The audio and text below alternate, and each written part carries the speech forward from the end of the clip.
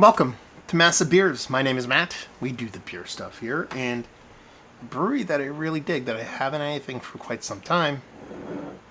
South County. Let's rotate the label so you can actually see it. Yes, South County Brewing. How about we just hold it up and go like that? South County Brewing. This is their Virgil Bourbon Barrel Aged Imperial Stout. Yeah, it's been a while since I've had some South County. Viewer Alex, who from down Lancaster way, sent me a box not too long ago. Actually, it's probably like 2 years ago, a little less than 2 years ago, of a bunch of South Counties. I've had a couple here and there since then, but that was my bulk of my kind of exposure, especially in bulk. Bulk. Said twice in the same sentence paragraph. Weird. Anyway, because, I don't get down that way. They really don't do distribution as far as much as I could tell. But I was in Pennsylvania. I stopped by a distributor. Lo and behold, this is on a shelf at a reasonable price point, too. Especially for a boutique brewery doing barrel-aged stuff. Had to pick it up. So, what is this? Virgil Imperial Stout. Aged in Bourbon Barrels, the 2023 edition. On the back here, it says, brewed and bottled in York, PA. We're done and done on this. We're 11.7% alcohol by volume. This is pour into a glass for best drinking experience. Okay. I usually rip waxy stouts directly from the bottle, but I will abide by their stuff and things. So yeah, everything I've had and heard of South County has been all very much lager and hazy driven, I believe. So this is not just my first stout from them with epically thick wax on this sucker. I don't really know much of their stout game. Now, when Alex sent me their beers, they didn't have their new beer facility open. He was just touting their beers, just like they're epically fantastic. They're building a new spot. Well, they're building like a spot, like a spot, like a spot that, like, I really want to go visit. It's like, kind of like just bonkers, treehouse-esque kind of craziness kind of spot. And it looks beautiful, and good on them for doing them. So yeah, I still got to get down there. The whole York, Lancaster kind of area is a little bit of a haul for me, especially having a kiddo. But I will get down there eventually. So let's see what's what. First things first, it doesn't pour like motor oil.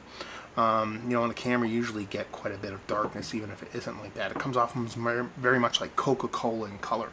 Label-wise, I actually really like it. A nice matte label, this kind of just black and white, classic, handwritten, scripty, etchy kind of lettering and filigree and whatnot. I really do dig it.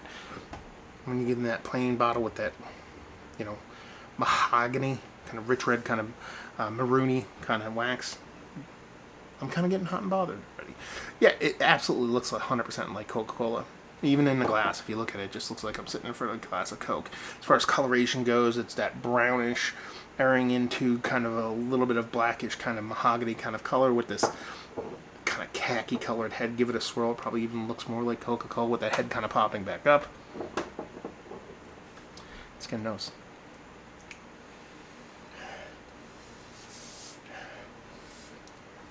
Placebo effect, right? It smells like Coke. No, it smells sweet. It smells like a sweeter stout. Not like a milk stout or a lactose-based stout. It smells like just a base stout, not a Russian Imperial. There's no perception of precursor to bittering or anything like that. It just comes off as a sweeter malt-driven stout without a big roasty component. Probably a better way to put it rather than just sweet.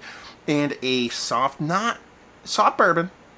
I would say not even soft, a decent medium bourbon without a big cask or barrel to the nose. It doesn't come off like cherry or anything like that. Doesn't mean it's not there, but it's a sweet cherry bourbon with a nice, non-bittering, non-roasty kind of maltiness, darker maltiness. A little bit of chocolate, a decent amount of cherry, a little bit of soft vanilla from that whiskey. It smells quite nice. Let's dive in. Cheers, y'all.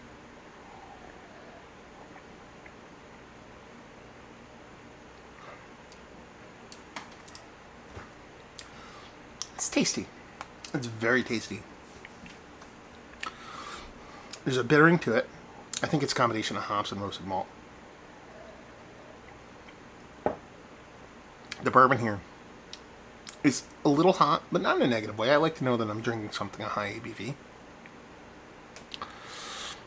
It hits the back of your throat. There's a slight tinge of heat. Nothing too crazy. big gobs of vanilla on this one. It almost like a combination of coconut and vanilla, but I think the vanilla is big enough to where it kind of trumps that coconut a little bit, but it's definitely there. There's multiple layers the way the vanilla comes off, so that's why I'm saying that. It's probably a combination of like vanilla, marshmallow, coconut, all that stuff coming from the barrel. There is a barrel char to it, nothing hyper aggressive, but it's definitely there, so I dig the barrel character. Spirit's a little hot, nothing egregious. I actually like that it has a little bit of upspud to it. The barrel's quite nice. Not huge, big barrel components here, but much more than I thought I'd get based off of the nose, and very much appreciated. My biggest letdown here is probably the beer portion of the show. It definitely comes off a bit thin. Especially even with this kind of carbonation where it has a really beautiful kind of carbonation to it. It's not even close to being undercarbed. So you figured there'd be like a slightly silky, porter-esque kind of full kind of mouthfeel to it.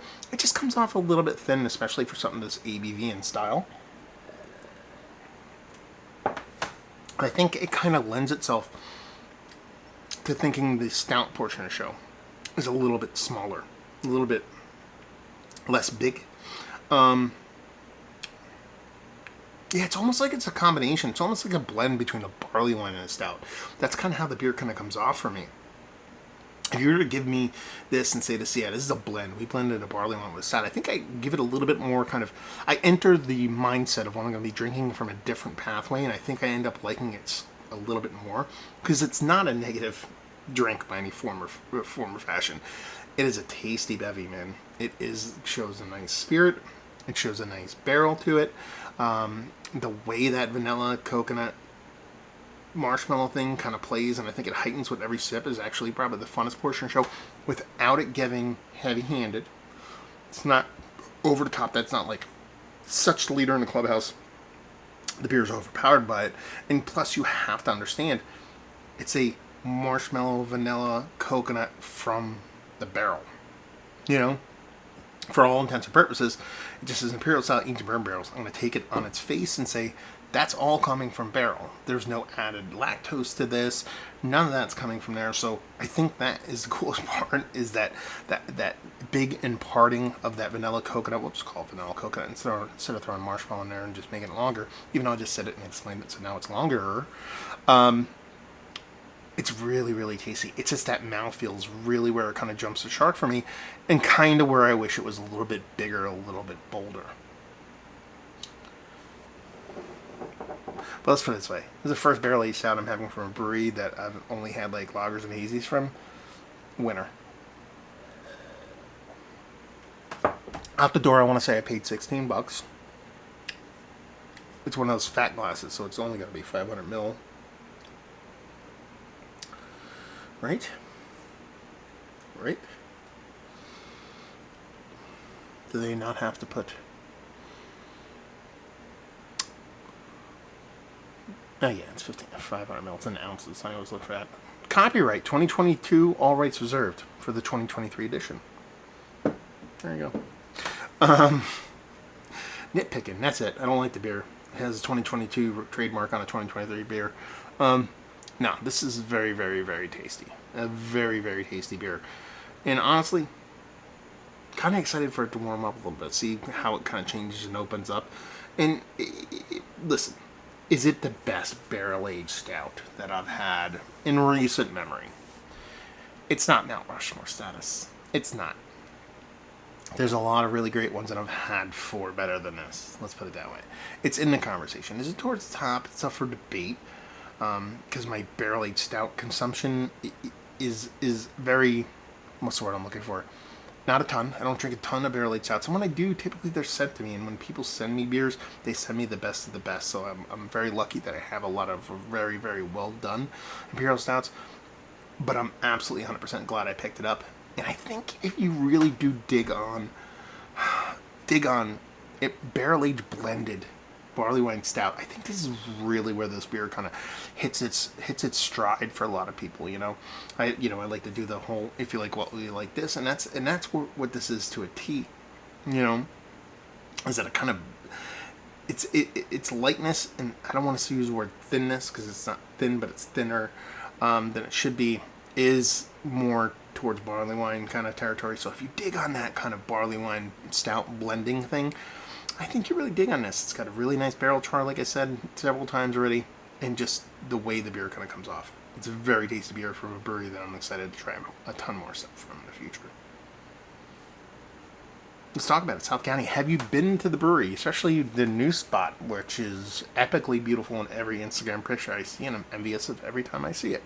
Have you been to the brewery, had a bunch of their beers? Have you had this beer? Have you had this year's edition of this beer? Have you had it recently? When did it come out, actually? Maybe that would be a good question if y'all Alex's and South County people of the world know. Let's talk about it. All that fun stuff down there. So there you go. Reviewing the books. Hopefully you guys enjoyed. Hopefully you're enjoying a little bit of barrel-aged goodness right now. Hope to see you next time. Cheers, y'all.